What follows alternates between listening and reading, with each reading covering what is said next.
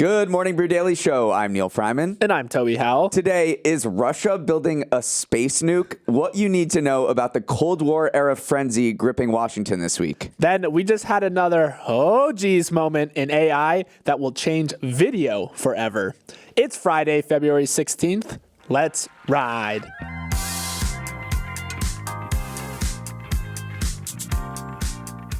We have a massive surprise announcement this morning. We interviewed someone yesterday that I think you all will be interested to hear from. Mark Zuckerberg. Yes, the Meta CEO and smoker of meats himself. He sat down with us to talk about the Apple Vision Pro, his vision for AI, and even tipped us off on what he sees himself doing after Meta. That episode is dropping today at 9 a.m. Eastern. So after you finish this one, make sure you leave some time to listen to that one, please.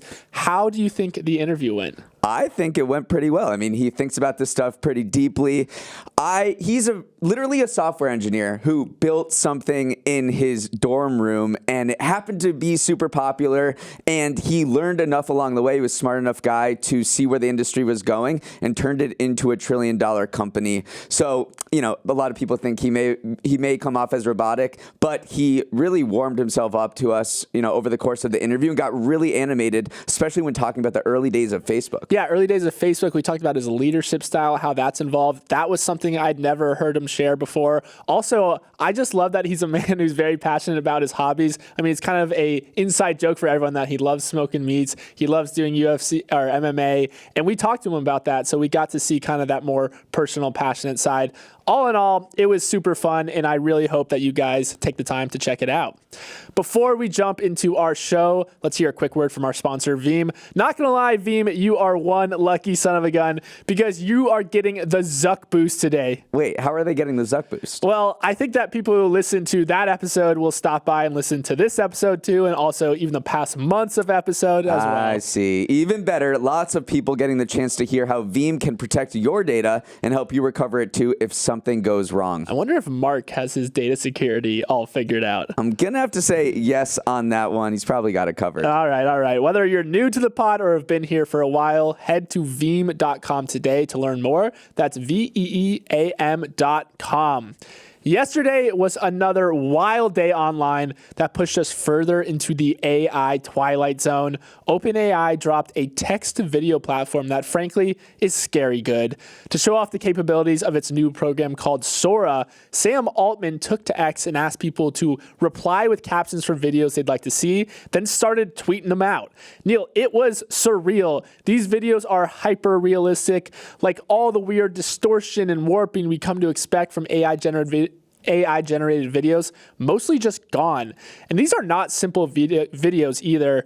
One prompt read, a bicycle race on ocean with different animals as athletes riding the bicycles with drone camera view, and it absolutely nailed it. All I could think about while watching these videos flow through was if Pandora's box wasn't open already when it comes to online misinformation, Sora turned it over and shook it until all the contents came out. Sora is still in a closed beta, so academics and researchers can red team it and look for ways it can be misused. But it's here, Neal. It's here, and it's once again the best in class. I mean, text to video has been around for only 18 months. There are other companies doing it, Meta, Google, some startups called one is called Runway. But once again, OpenAI, they released ChatGPT. They have DALL-E 3. Those are text and image generation ones. This is their first text to video, and they just outclass the competition. This is miles away better than anything else that's on the market, and it's only 18 months after the first one dropped. Again, the thing with AI is we're all commenting on how scary good it is, and this is just the first iteration. So yes, there's a long way to go here, but the first, V1 is very, very good. Very, very impressive. Like all this technology, it's a double-edged sword. There's some people who pointed out that it could help speed up the work of movie makers. It could replace less experienced digital artists almost entirely, but it also is pretty much right out of the box a quick and inexpensive way to make disinformation, misinformation online. It's already like the line between what is real and what is fake is getting blurrier and blurrier every day. And I mean, I encourage you guys to go check out these videos because truly they are photorealistic in every sense of the word. Yeah, I mean, Pixar in Monsters, Inc. worked for months to get the hair on Sully's fur looking realistic, and Sora does that in an instant. So you can see how it's definitely spooking people in the cinema movie industry. But I think the first use case for this, because they can only be a minute long, will be social media. So I think as soon as they release this to the public, and we don't know when they will, because you can tell they know that this is very dangerous and they're just releasing it to a very small amount of people right now. It'll probably flood your social media feeds. But the line between what is real and what is AI generated, I think, is becoming even blurrier. We put out a teaser for the Zuck interview on social media last night, and a non-insignificant amount of people replied to me and replied to that tweet saying, "Is this AI generated?" And they were completely serious. Yeah. Because they couldn't believe we interviewed Zuck. I hope they were a little tongue-in-cheek. But yeah, some people were genuinely, because I mean, the entire feed was flooded with AI generated videos. So we kind of circled back after and said, maybe that wasn't the best time to drop this trailer. But yeah, very interesting. The final thing is, I thought it was cool how this program has knowledge of film techniques. Like if you tell it, I want a Steadicam shot or I want a drone follow, it also understands film language like that. So I do think that there will be a credible use case for filmmakers in the future as well. Look out, Christopher Nolan. Yeah. Moving on, it felt like we were living in the 1950s this week because there was a total freak out in DC over Russia's apparent pursuit of a nuclear weapon. But this one was in space. It all started on Tuesday when House Intelligence Chair Mike Turner urged President Biden to declassify information about a serious national security threat. But he didn't elaborate, and everyone was thinking, like, what the heck is he referring to? Toby was convinced it was aliens, but White House officials confirmed yesterday that this threat was a Russian anti-satellite capability that it's developing, but doesn't present an active risk to American safety. Reading between the lines, experts said this is a nuclear space-based weapon that is intended to target America's vast network of satellites. Satellites orbiting the Earth are crucial to our military and our commerce, so taking them out would have enormous consequences, crippling telecommunications, GPS, Howard Stern, and our economy more generally. And that's about all we know for now, though speculation is rampant about what kind of anti-satellite weapon Russia is building. What we do know is that space is the next frontier in the struggle for global, or I should say universal, domination. I still think it could be aliens, by the way. But yeah, we aren't sure what kind of weapon this is. If it's when you hear nuke in space, the first thing your mind thinks of is the mushroom clouds and the big explosions. Although I guess if it's in space, there is no real fire. But a lot of people are suspecting that it's actually carrying some sort of it's like a nuclear-powered satellite carrying electronic weapons that would help disable the satellite network. And it's really thrown a wrinkle into how the U.S. thinks about space, especially when it comes to their space satellites.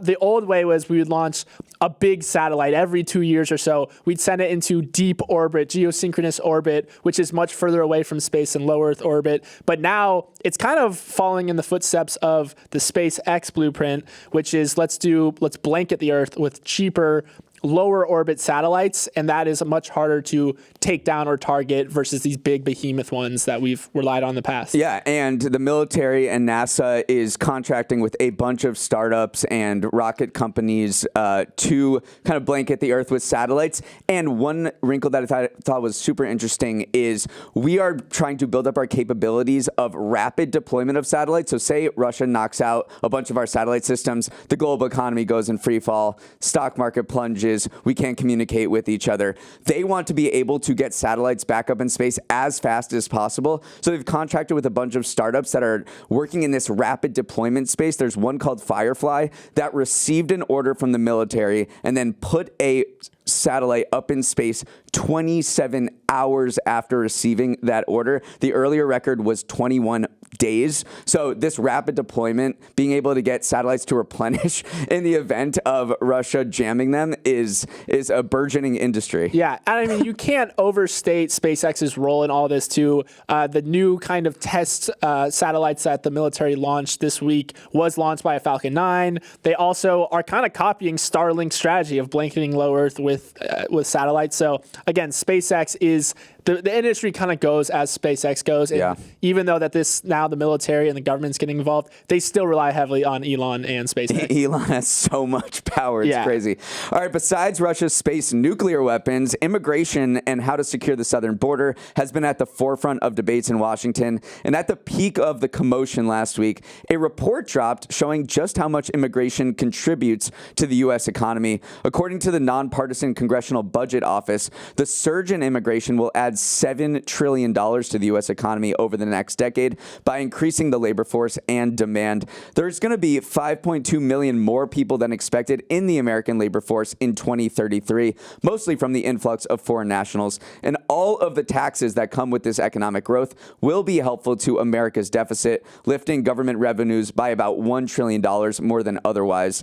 This report echoes what Fed Chair Jerome Powell said on 60 Minutes earlier this month, which is that the U.S. economy has benefited from immigration, and that one of the main reasons the labor market was so strong last year was immigration returning to pre-COVID levels. So even as the border fight drags on, and there are plenty of ideas about how to fix a broken system, one thing that any solution should acknowledge is that immigration is massively beneficial to the U.S. economy. Yeah, this report put into perspective that the main benefit of the influx of immigrants is a much bigger, faster growing economy.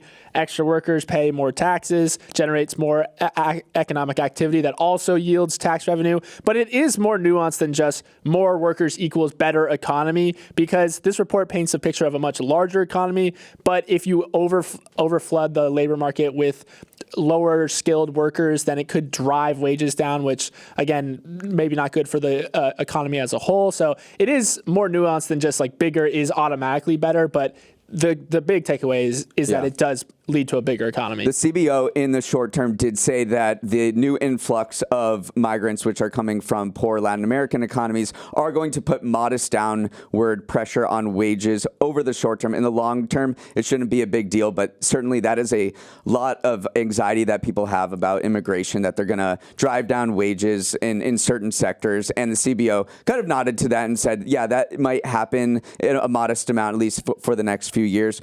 But I just want to emphasize how important it is to have immigration for labor shortages, because during COVID, remember, there were all these labor shortages. Restaurants couldn't find workers. Hospitality companies couldn't find workers. The reason was that because we locked up the border for COVID and prices went up. That was a big reason why inflation skyrocketed. There just weren't enough workers. So to be able to replenish your labor force, especially as your population gets older and people retire, you need to have new workers. We're not having that many babies anymore. So America, for its entire history, has relied on immigration for this. And I think this report spells out just how important it is to keep up that influx and that welcoming arm to people, because the economy depends on it. Yeah, I mean, all you have to do is look at other high-earning nations like China and Japan, who are not doing well. They do not have a sizable immigrant population. Their population is aging, and it's putting a ton of pressure on their economy. So you literally just have to look east, and you see what happens if you don't have kind of this young workforce entering the country. Okay, we're going to take a quick break, but don't go anywhere, because we have quite literally the wildest scam ever to tell you about right after this. Before we get to that scam, though, it's time for a little stock of the week, dog of the week action, where we bring you one stock that you'd be proud to take home to your parents and one stock that forgot flowers on Valentine's Day. As always, we are just humble podcasters, not financial advisors, so please do not take any of this as financial advice. Neal, I can't believe it, but you beat me in the fitted sheet folding contest this morning. So you're up first. What is our stock of the week? That is right. And before I reveal my stock of the week, I just have to ask everyone, how's your burger? Shake Shack is our pick after the company's stock popped 26% yesterday for its best day ever. While other restaurants are experiencing slowdowns in foot traffic, Shake Shack is seeing lines out the door. Traffic at the burger chain jumped 15% in October and 24% in December, compared to a 1.6% decline in the overall fast food industry. What is working? Well, new launches like spicy burgers and crinkle cut fries went over very well with customers, and so did limited time promotions like Trolls themed shakes. Next year, Shake Shack is hoping to continue the momentum by opening 80 new stores, testing out combo meals, and even getting into dessert. I mean, they got shakes already a little bit, but I am a huge Shake Shack fan. I actually have tried they called it their new spicy menu, which is sweet and spicy. I've had their Korean style fried chicken sandwich. I've had their Korean barbecue burger. And it is more on the sweet side than the spicy side. How much of the foot traffic did you contribute yourself? I have contributed a fair amount, I am loath to say. It is interesting, though, because this stock has absolutely been ripping 30% year to date and more than 130% dating back to the beginning of last year. It's also not just Shake Shack that investors are kind of piling into. They've also shown love to Kava and Wingstop. They're both up 20% year to date. So I do think we're seeing this resurgence of consumers going out, doing what I'm doing, walking into these fast casual places and ordering food. Yeah, but overall, Shake Shack stock is only up 3% from its peak in 2015. It's been a long comeback. Yeah. Meanwhile, the S&P is up 135%. So yes, it's been ripping recently, but this stock has not been exactly a huge winner over the past decade. All I'm saying is that the jump in stock corresponds to me moving to New York. So you're welcome, Shake Shack. Let's move on to my dog of the week, which is the whole doggone country of Japan. Its GDP shrank at an annualized pace of 0.4% in the last quarter of 2023. And just like that, it's in a recession and it lost its position as the world's third largest economy to Germany. It was an unexpected drop in domestic consumption that ended up causing the weak economic numbers, and they were weak. Economists expected 1.4% growth and instead got another quarter of contraction, which combined with the previous quarter was enough to satisfy the typically agreed upon definition of a recession.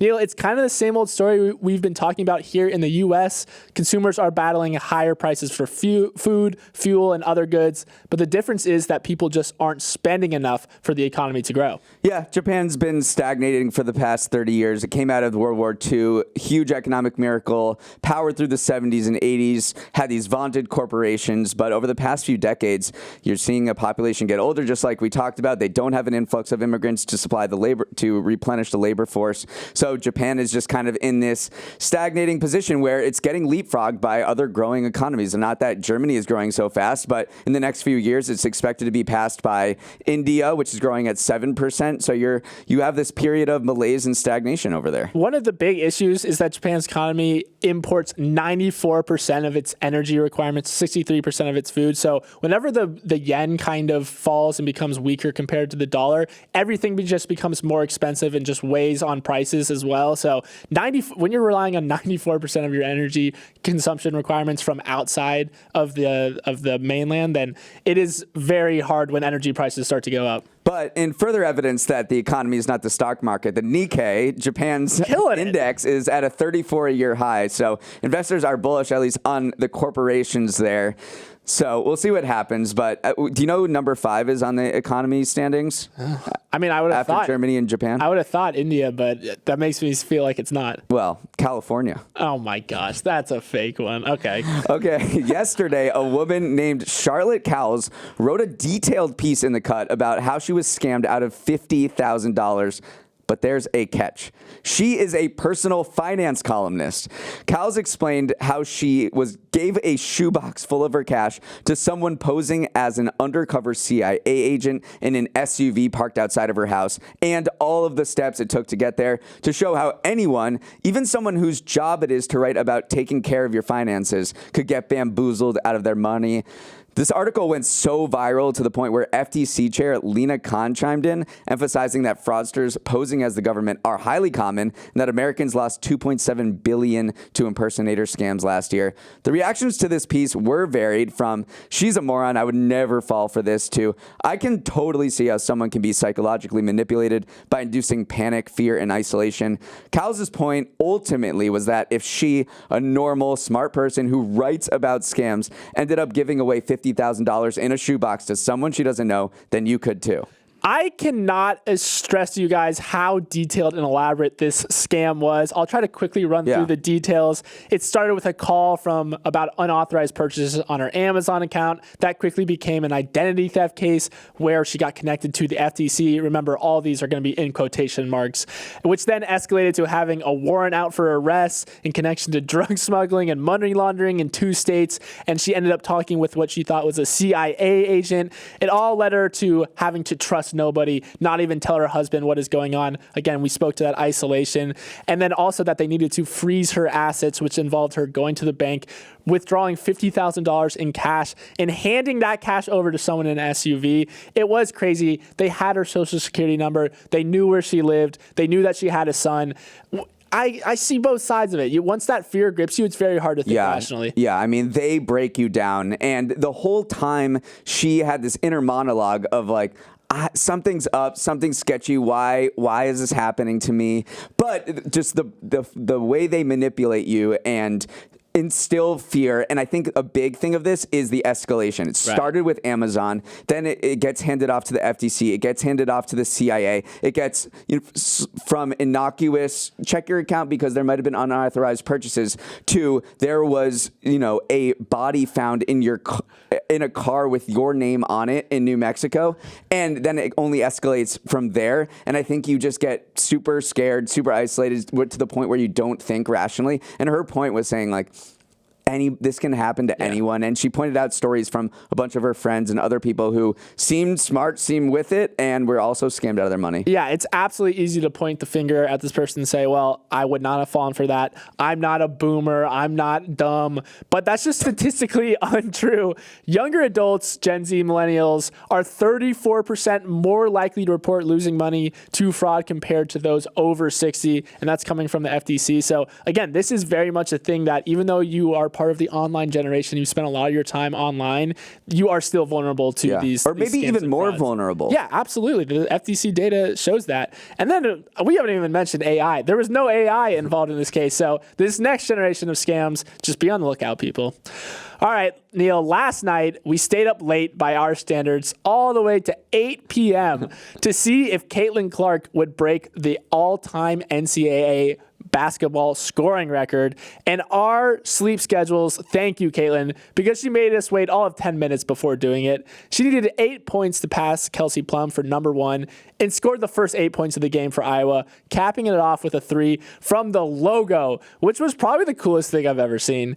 Neal, what else is there to say about Clark? She's the face of college basketball right now, men or women, and is actually generating a sizable amount of economic activity wherever she goes. Ticket prices for her game were around the most expensive ever for a women's basketball game, pro or college, according to TickPick. Iowa sold out every single home game before the season even started, and her mere presence in the sport helped drive average resale ticket prices to see regular season women's college basketball up 75% from a year ago.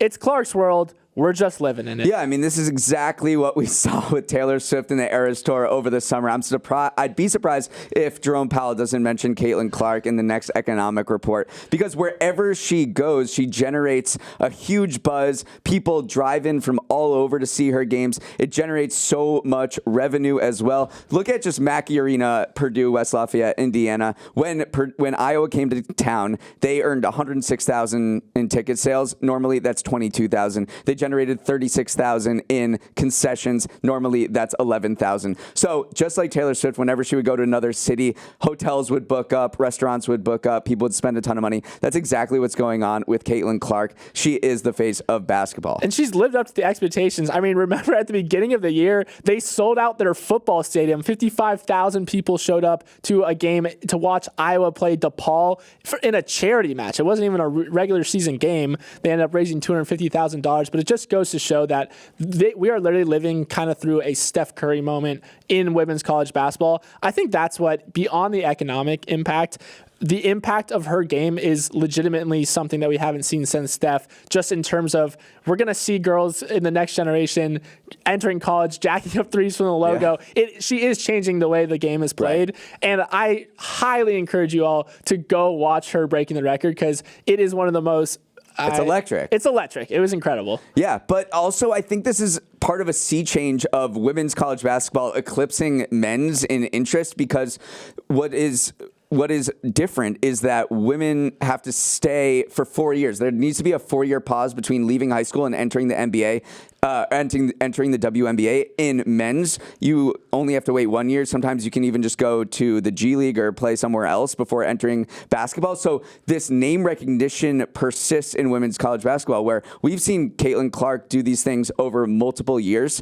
And I think that builds name recognition. She's making a lot of money from NIL. So of the 12 players who have shoe deals as part of this name, image, likeness, 9 of them are women. So I think the name recognition of women's college basketball is going to supersede that, if it already not has. That was in English. And that's why we're going to end the show right there and head into this weekend. Definitely queue up the Mark Zuckerberg interview for your long weekend listening. And if you do have the day off for President's Day, don't forget to shut off your Monday through Friday alarm. That is a killer. As always, you can send any thoughts or feedback on the show to morningbrew@morningbrew.com. Let's roll the credits. Bryce Beloff is our editor and producer. Thanks for stepping in this week, Bryce. Raymond Liu is our associate producer. Uchenna Ogu is our technical director. Billy Menino is on audio. Hair and makeup would not have fallen for that scam, but I don't know. Devin Emery is our chief content officer, and our show is a production of Morning Brew. Great show today, Neal. I wish you all well.